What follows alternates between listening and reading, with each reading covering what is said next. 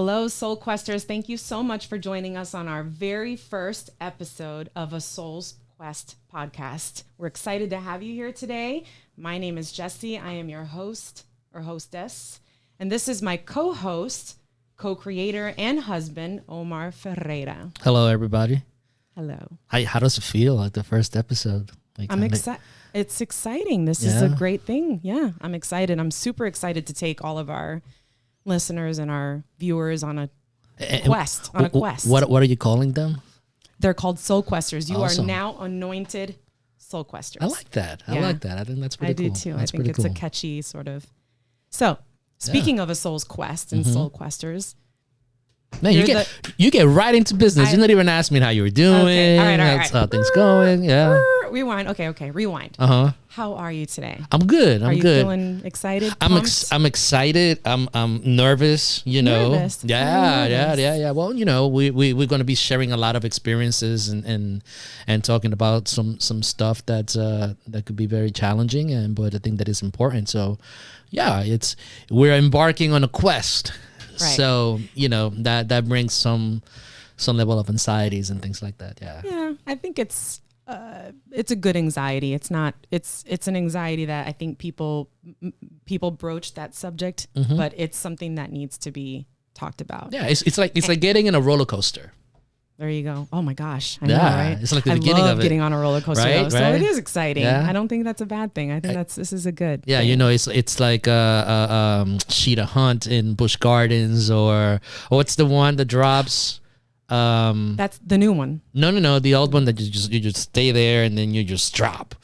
I don't remember. Oh my God, Kumba. Kumba's a good one. Yes. Kumba's a good. If anybody's been to Busch Gardens, those roller coasters are the best. The newest one, I can't remember the name of it. It was Cheetah Hunt is the newer one. Is it? No, it's the one that went crazy and somebody lost their phone and it was really nuts. Oh, I don't know. Actually, it was Danny that lost his phone because it was Danny lost his phone. Yeah, but we found it. Yeah, we found it ironically, and it worked.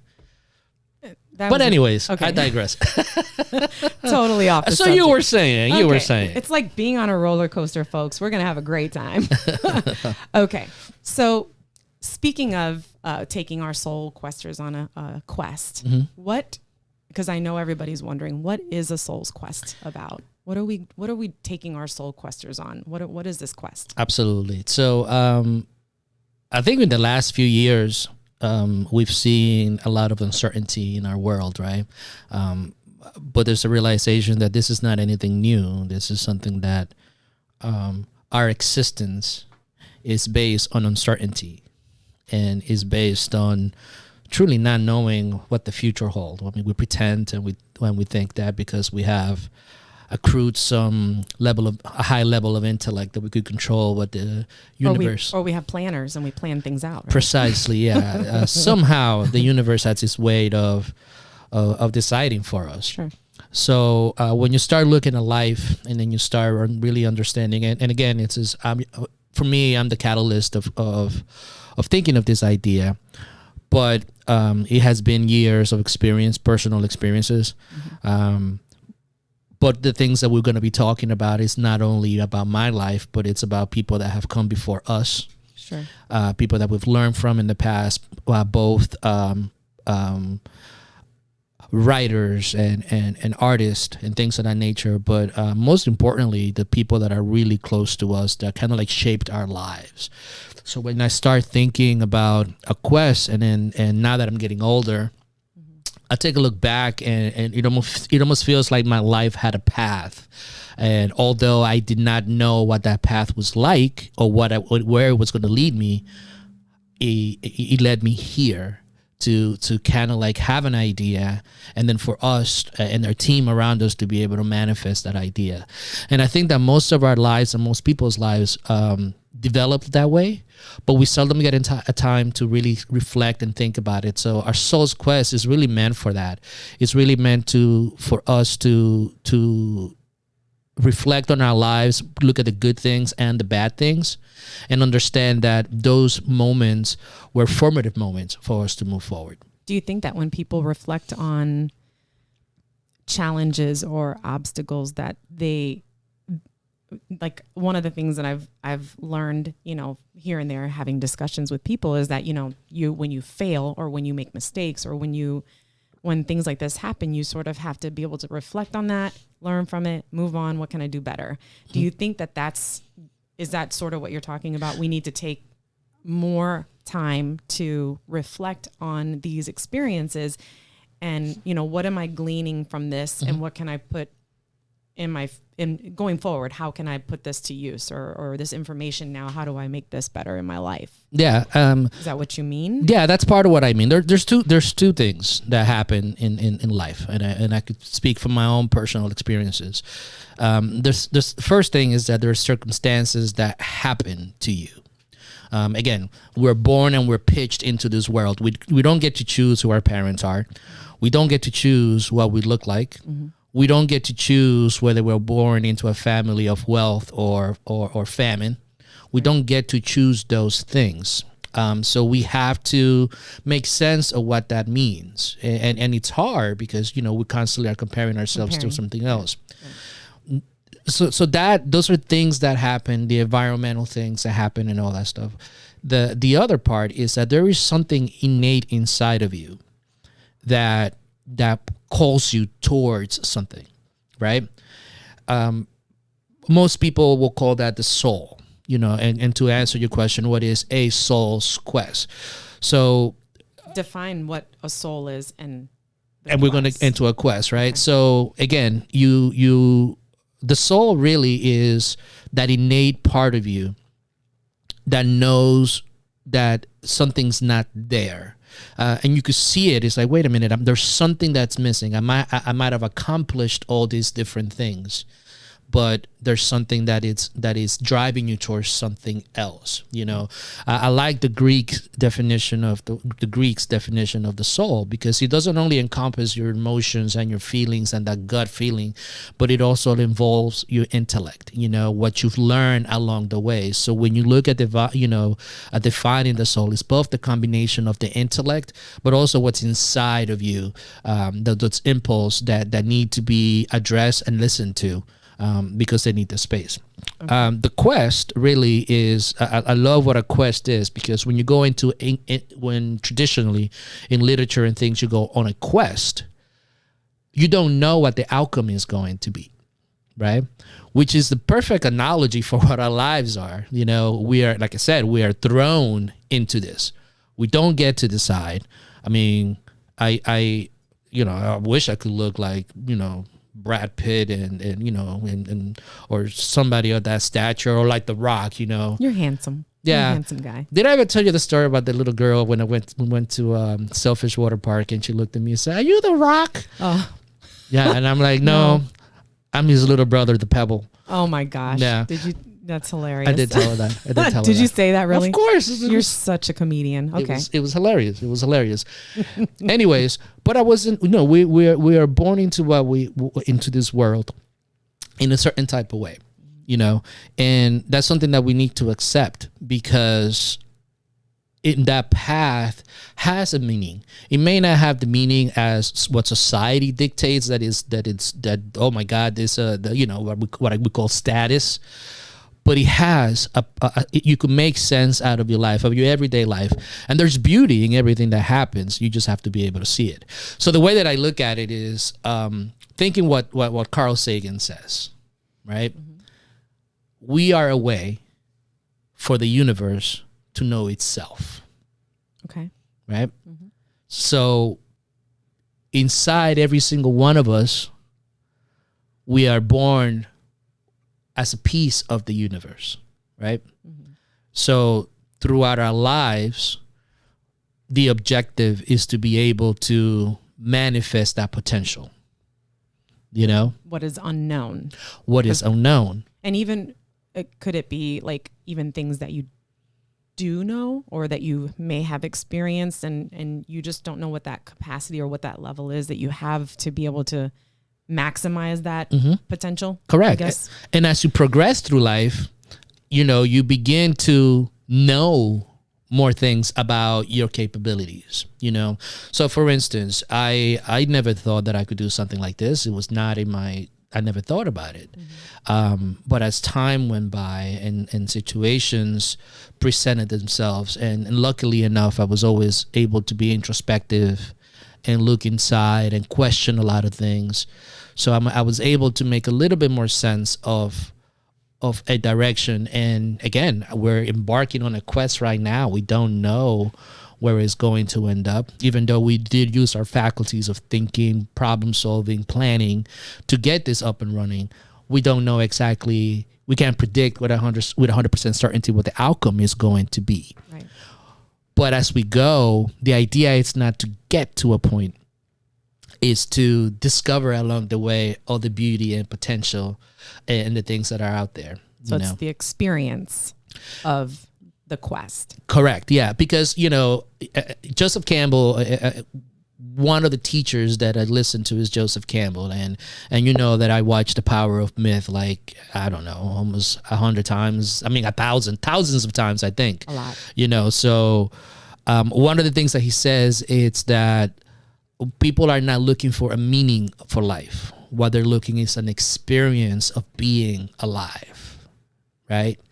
And that's powerful. That is powerful because we get glimpses of it, we get glimpses of that life affirming, wow, I'm alive, but we are so caught up in the polarity of things, what's good versus what is bad, and then we miss the spectrum of everything that's in between, So the idea is for an individual is to be able to recognize that those pivotal moments in your life, whether they were perceived as negative or positive, there's a symbolism. There's something to be gained for those two things.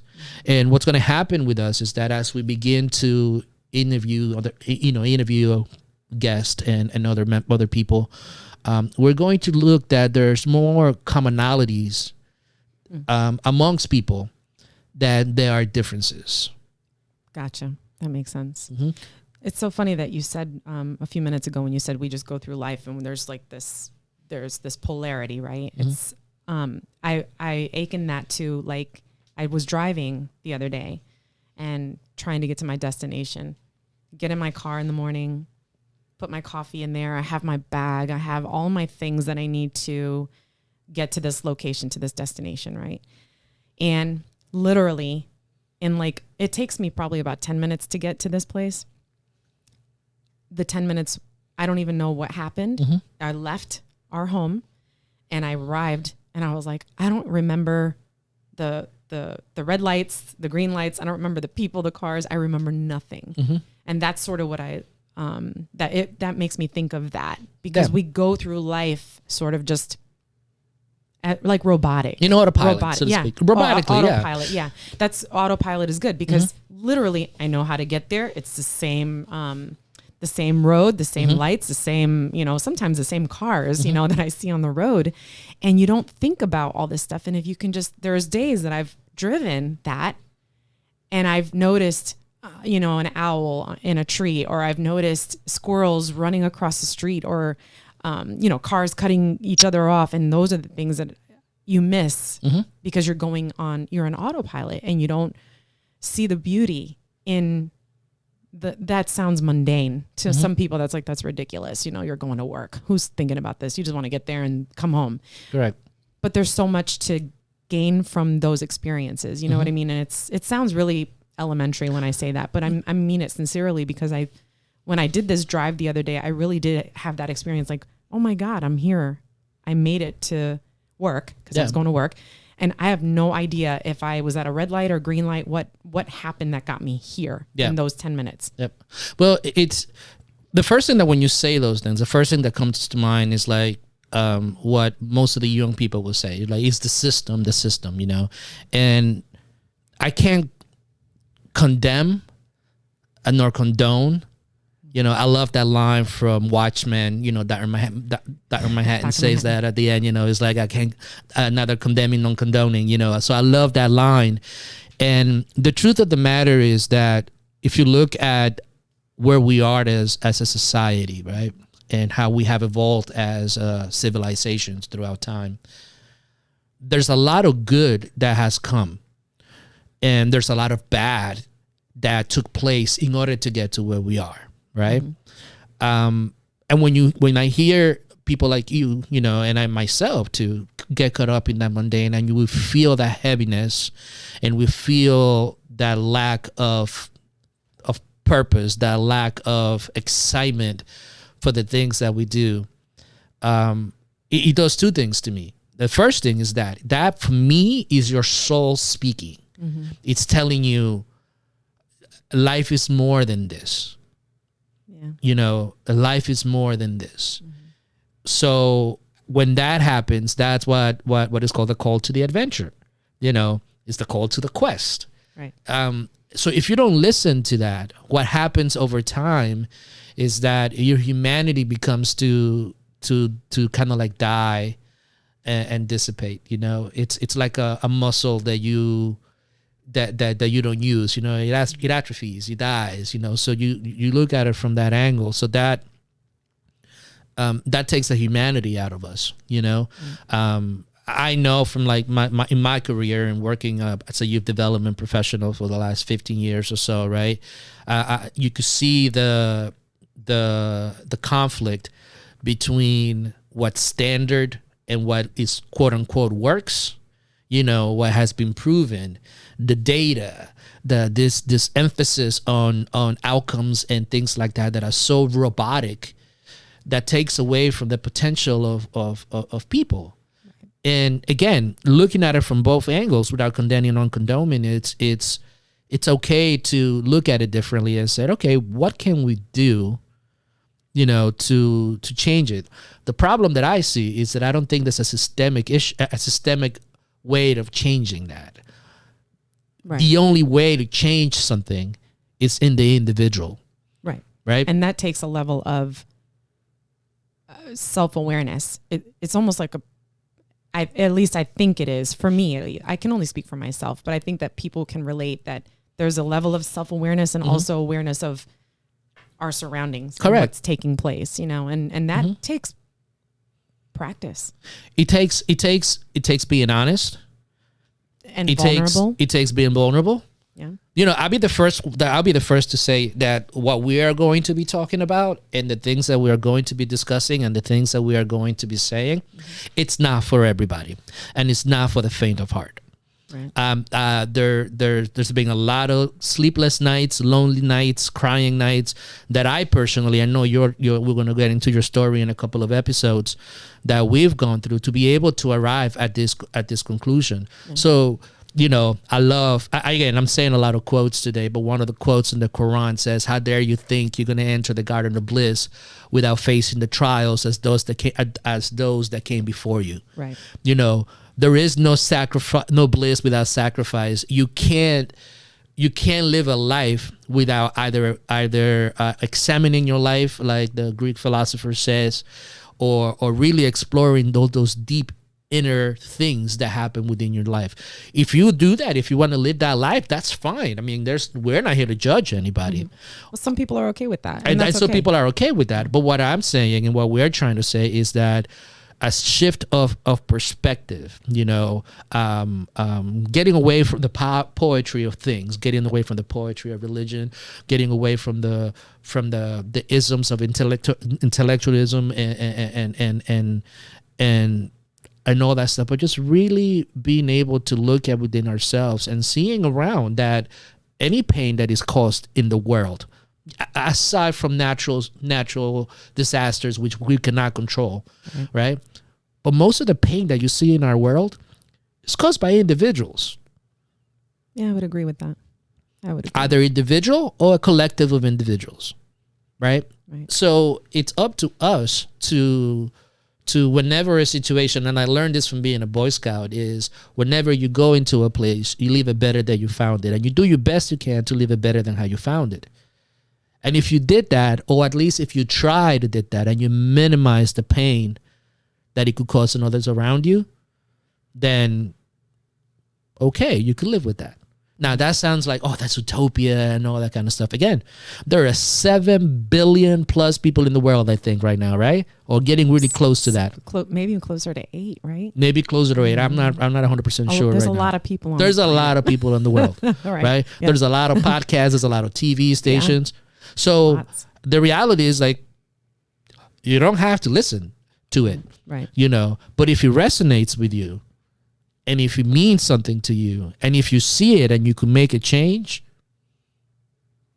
then great. Then this is for you. But if not, it's okay too. By all means, you know, do what you need to do. I'm not here to judge anybody and live the life that you guys want, you know. But that's kind of like in the nutshell what we are and what we think that we want. But it's all about the individual at the end of the day. Okay. That sort of brings this whole thing to a wrap.